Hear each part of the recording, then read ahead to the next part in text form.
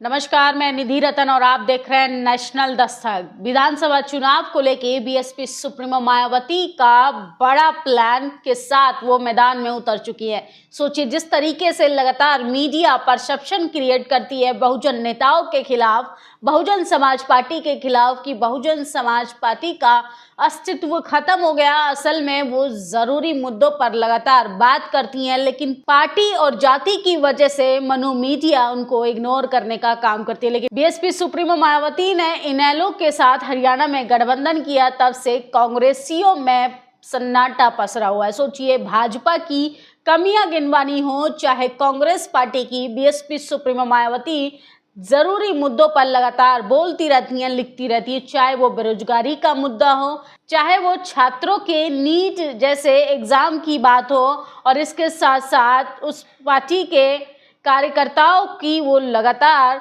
Meeting भी लेती रहती हैं। जिस तरीके से आज उन्होंने उत्तराखंड के तमाम कार्यकर्ताओं के साथ देश की राजधानी में बड़ी बैठक की, ऐसा लगता है कि बीएसपी सुप्रीमो मायावती अपने पुराने अंदाज के साथ फिर से मैदान में डटने के लिए और लड़ने के लिए कमर कस चुकी हैं। बहुजन समाज पार्टी ने जिस तरीके से हरियाणा में इंडियन नेशनल लोक दल इनेलो के साथ गठबंधन किया, भाजपा, एनडीए और कांग्रेस इनके इंडी गठबंधन के आगामी विधानसभा चुनाव में हराकर जो जनता के दुख तकलीफें थी, उस पर ना इंडिया गठबंधन ने सोचा और ना ही एनडीए गठबंधन। ऐसे में बीएसपी सुप्रीमो मायावती लगातार जनता की आवाज को बुलंद करने का काम करें। सोचिए, अपने तो अपने होते हैं, चाहे कोई भी मुद्दा रहा हो। उत्तर प्रदेश में तमाम उन मुद्दों को जग जाहिर किया, सरकार से सवाल पूछने की हिम्मत दिखाई, और बीएसपी सुप्रीमो मायावती ने आज अपने पार्टी के कार्यकर्ताओं के साथ देश की राजधानी में बैठक की, जिसमें बड़े निर्णय भी लिए गए।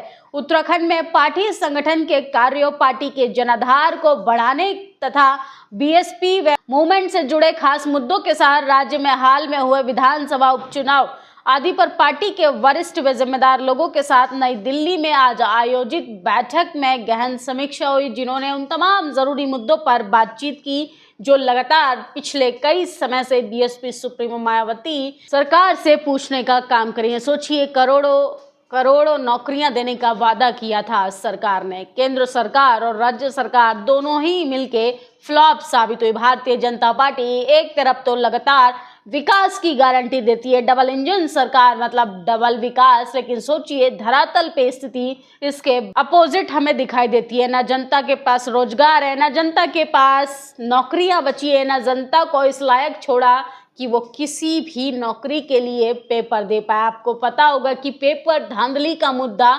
तमाम उन बीजेपी शासित राज्यों में अपनी चरम सीमा पर है, जहां पर देश के प्रधानमंत्री डंका बजा बजा के चुनाव के दौरान बड़ी बड़ी रैलियां कर रहे थे। सोचिए, बीजेपी का विकास सिर्फ आपको होर्डिंग बैनर में दिखाई देगा। कुल मिलाकर उत्तराखंड में भाजपा सरकार की गलत नीतियां व द्वेषपूर्ण कार्यशैली आदि के लोग दुखी हैं, जिसको लेकर जनता को जागरूक करना है कि कांग्रेस भी उनकी गरीबी, बेरोजगारी, महंगाई या सुरक्षा आदि से त्रस्त जीवन का समाधान नहीं है, बल्कि बहुजनों को खुद अपने पैरों पर खड़ा होना होगा। तो बीएसपी सुप्रीमो मायावती ने जनता के उन जरूरी मुद्दों के साथ साथ कांग्रेस पार्टी को भी घेरने का काम किया। सोचिए, चाहे नेता प्रतिपक्ष राहुल गांधी की बात क्यों ही ना हो, देश के प्रधानमंत्री के सामने वो संविधान लेकर लगातार संविधान संविधान संविधान चिल्ला रहे थे, लेकिन संसद के अंदर जैसे ही पहुंचे उनका पहला भाषण धर्म को लेकर था। सोचिए, किस तरीके से धर्म की आड़ में बीजेपी सरकार राजनीति करने की कोशिश करती है, कांग्रेस पार्टी भी राजनीति करने की कोशिश करती है, लेकिन जनता के जरूरी जो मुद्दे हैं, चाहे शिक्षा की बात हो, स्वास्थ्य की बात हो, रोजगार से जुड़ा कोई भी मुद्दा हो, इन तमाम मुद्दों को नजरअंदाज किया जाता है मनुवादी नेताओं के द्वारा, मनुवादी मीडिया के द्वारा। और मीडिया की अगर बात करें तो मीडिया आप जो है वो माफिया का काम करने लगी है।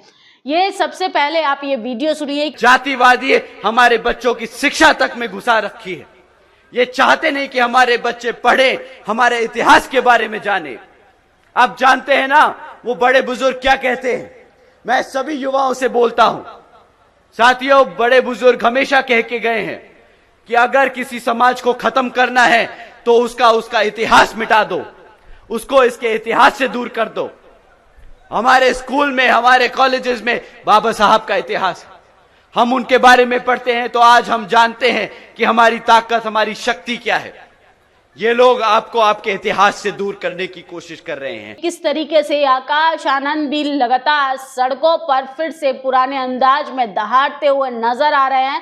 यूपी के सीएम की कुर्सी खतरे में और भाजपा को बैकफुट पे लाने में सबसे बड़ा हाथ आकाश आनंद जी का रहा। उन्होंने 2024 के लोकसभा चुनाव जनसभा में भाजपा की पोल खोल दी थी। कानून, शिक्षा, स्वास्थ्य, रोजगार के मूड़ी पे भाजपा को बैकफुट पे लेकर खड़ा कर दिया था। तो जिस तरीके से लोकसभा चुनाव के दौरान आकाश आनंद खुलकर हमला बोल रहे थे, उसी अंदाज में आकाश आनंद फिर से मैदान में आ गए हैं।